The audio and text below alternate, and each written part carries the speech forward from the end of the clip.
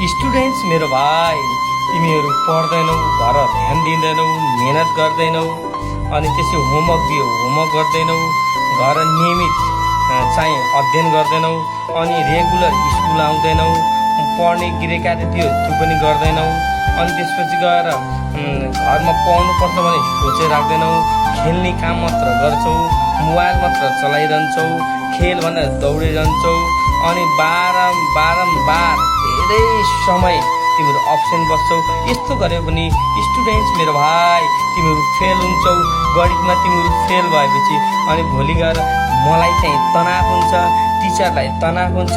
ए मेरो स्टुडेन्ट्स मेरो भाइ, तिमीहरू पढ्देऊ न, गणितमा प्र्याक्टिस धेरै गरिदेऊ न, मेहनत गरेर पढ्देऊ न, नजानेको सरलाई आएर मलाई आएर सोधिदेऊ न, त्यसपछि गएर जे कुरा सरले पढाएको छ त्यो घर गएर राम्रोसँग पढ्देऊ न। स्टुडेन्ट्स मेरो भाइ, यति भनेको मान्देऊ न, तिमीहरू सहज तरिकाले पास हुन्छौ।